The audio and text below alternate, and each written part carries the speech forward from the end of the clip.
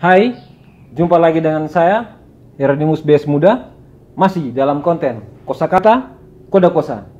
Kali ini kita berjumpa dalam part yang kelima. Perlu saya sampaikan bahwa bab 1, Eken Matan Pito, sudah selesai. Selesai di part 4. Sekarang kita masuk bab 2, Ikunteti Wanan Lali, Len Lau Ran Rai. Namun, partnya tetap saya lanjutkan, yaitu kita masuk kepada part yang kelima. Karena apa? Karena dari part 1 sampai part 4 dan sampai ke part 5 ini ada hubungannya. Dari part 1 menceritakan seperti ini, kedua, ketiga, keempat, masuk ke 5, semuanya saling berkaitan. Sehingga saya dalam bab 2, namun partnya tetap saya lanjutkan, yaitu ke part 5. Oke, sebelumnya semoga saya menjumpai Kakak Arik, teman-teman semuanya dalam keadaan sehat serta mulia. Part 5. Dalam upaya menafsirkan tulisan tua di India, kitab nakal, Churchward menemukan sebuah ungkapan 4 keramat.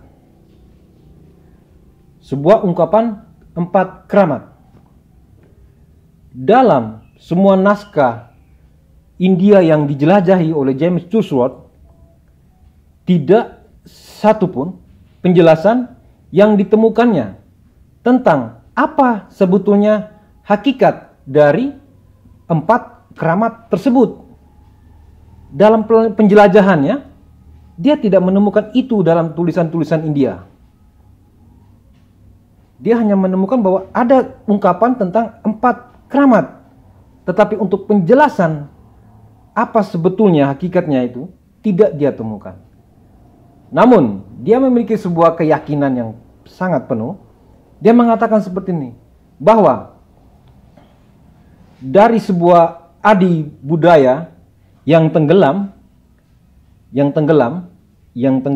di Ibu Pertiwi, sudah pasti meninggalkan jejak-jejak ajarannya di berbagai pelosok dunia. Sebuah misteri yang tidak dikuakkan, yang tidak ditemukan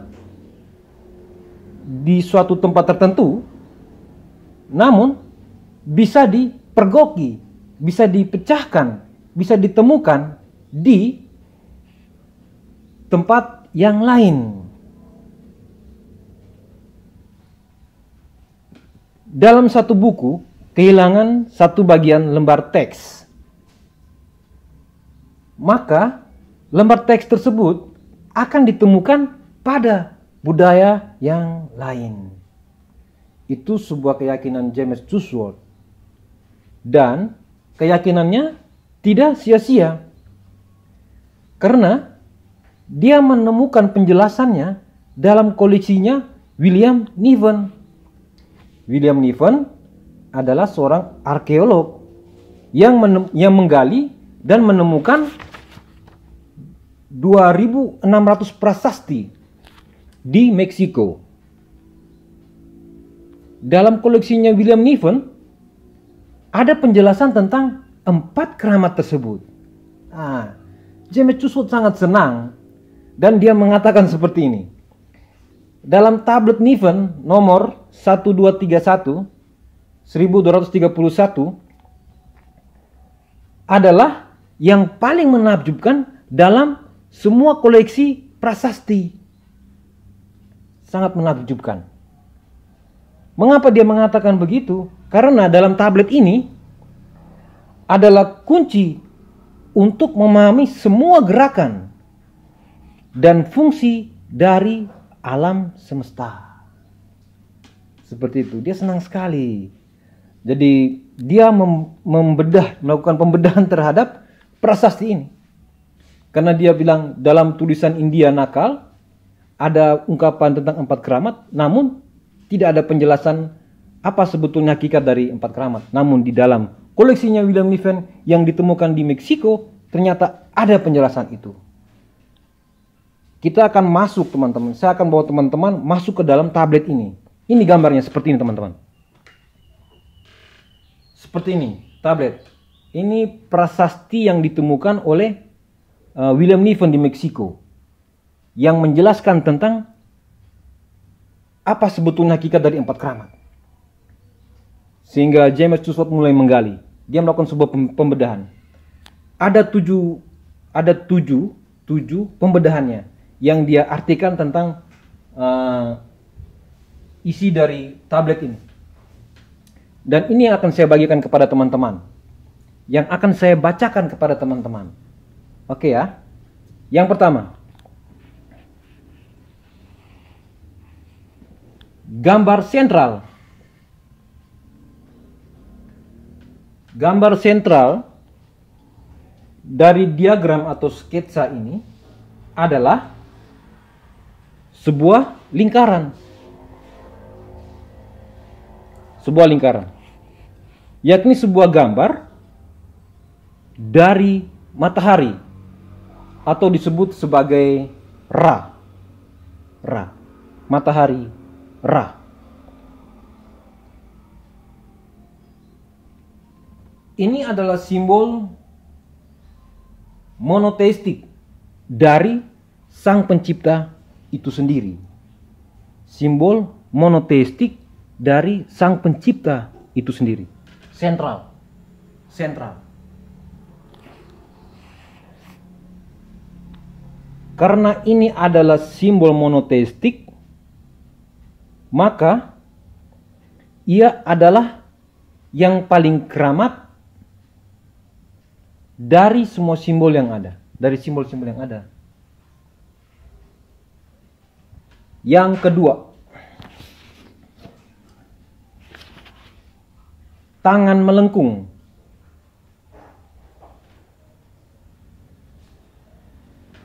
Adalah simbol dari sebuah tenaga. Tenaga. Dalam gambar ini terdapat 4 tangan. Ada 4 tangan di sini. Yang artinya ada 4 tenaga. Yang menunjukkan 4 tenaga utama. Ujung tangan menunjukkan arah. Arah yang diambil tenaga itu dalam aktivitasnya. Arah yang diambil tenaga itu dalam aktivitasnya. Dalam sketsa ini, tenaga ini bekerja dari arah barat ke timur. Dari arah barat ke timur. Yang ketiga, keempat tangan ini terulur dari lingkaran. Itu menunjukkan bahwa keempat tenaga ini berasal dan terpancar dari Sang Pencipta. Keempat tenaga itu terulur dari lingkaran. Ini lingkaran. Terulur dari lingkaran. Itu menunjukkan bahwa keempat tenaga tersebut berasal dari Sang Pencipta sentral. Keempat tenaga ini atau keempat keramat ini terpancar dari hasrat hatinya. Hasrat hatinya siapa? Hasrat dari hatinya Sang Pencipta. Keempat keramat ini, keempat tenaga ini bergerak atas kehendaknya.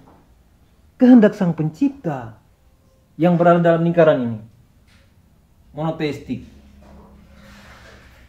Keempat tenaga ini, keempat keramat ini bergerak menurut perintahnya. Perintah dari Sang Pencipta. Ini keterangan simbol. Yang keempat, di dalam setiap tangan itu tertulis namanya. Artinya di empat tenaga ini tertulis namanya. Ada sebutan, ada namanya. Nah, untuk namanya itu nanti akan kita bahas berikutnya. Akan kita bahas nanti ya. Yang digunakan di sini adalah sama artinya dengan ungkapan sebagai arsitek atau ahli geometrik. Yang keempat tenaga itu bisa diartikan dengan arsitek atau ahli geometrik. Dengan demikian, apa yang mau diungkapkan di sini adalah keempat arsitek besar. Mereka ini ada keempat arsitek besar, penggerak. Salam hormat buat teman-teman yang arsitek. Yang kelima, ini lingkaran ini, di dalam lingkaran itu ada huruf hieratik H. Hieratik H. Apa tuh hieratik? Hieratik mengacu pada tulisan Firaun, tulisan-tulisan Firaun di Mesir. Simbol alfabetik dari 4 keramat. Yang keenam, di sini diperlihatkan huruf hieratik H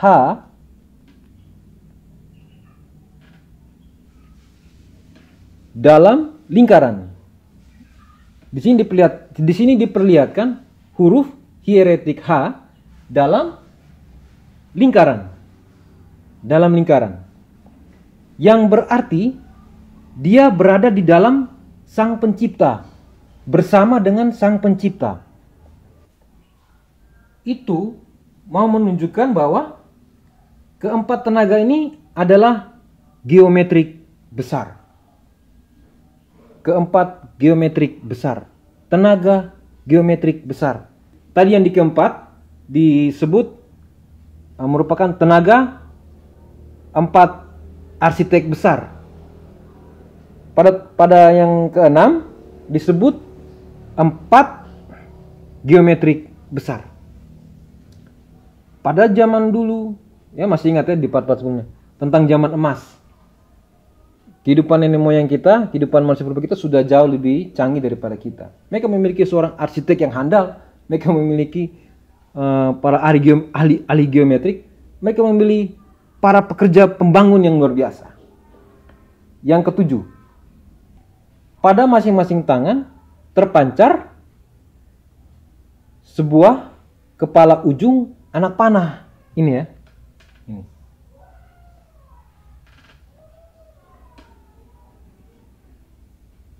Ini merupakan simbol dari aktivitas. Ini menunjukkan bahwa tenaga-tenaga itu tidak akan mati. Dia akan terus berputar dari arah barat ke timur. Aktivitasnya tidak akan mati. Ini menurut ini ya, tradisi purba ini, tradisi purba. Dengan demikian, mereka memerintahkan gerakan-gerakan dari semua badan angkasa di alam semesta. Seperti teman-teman. Lalu apa hubungannya dengan budaya Nusanipa, budaya Telamaholot dalam tulisan Padre Yosef? Padre Yosef mengatakan seperti ini. Kata-kata simbol tersebut dapat membantu kita untuk memahami arti ungkapan Atalamaholot. Seperti hikun. Di sini Padre Yosef mengatakan adalah ujung anak panah. Ujung anak panah.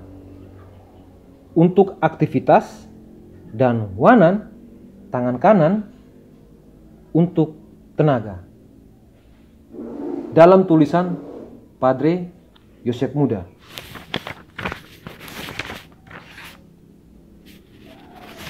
Yang nantinya dalam part berikutnya kita akan masuk kepada penjelasan lebih detail. Jadi hikun teti wanan lali len lauran rai diartikan oleh Padre Yosef seperti ini. Hikun teti sudut di sebelah barat, wanan lali kanan di sebelah timur, len lau kaki di sebelah utara, wuran rai batas di sebelah selatan. Kita cukup sampai di sini dulu.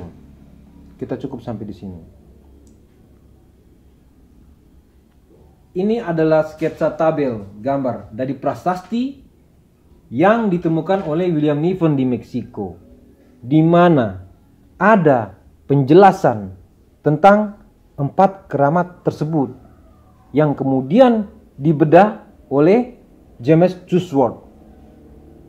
Karena ketika penemuan kitab tua, kitab keramat nakal di India, ada sebuah ungkapan tentang 4 keramat. Namun ketika dia menjelajah dalam tulisan-tulisan naskah-naskah di India, dia tidak menemukan apa sebetulnya hakikat dari ungkapan 4 keramat tersebut. Dan dia menemukan di prasasti koleksi dari William Niven yang menemukannya di Meksiko. Ada 2600 prasasti yang ditemukan oleh William Niven. Sehingga James Chusworth melakukan pembedahan itu dan berbagi kepada kita dalam tulisannya, lalu Padre Yosef membagikannya kepada kita. Namun Padre Yosef memberikan tambahan sesuai dengan pengetahuan lokalnya milik Padre Yosef. Lalu dia mengatakan 4 tenaga atau 4 keramat itu sebagai hikun teti wanan lali len lau wuran rai. Barat, timur, utara, selatan. Cukup sekian dulu ya teman-teman.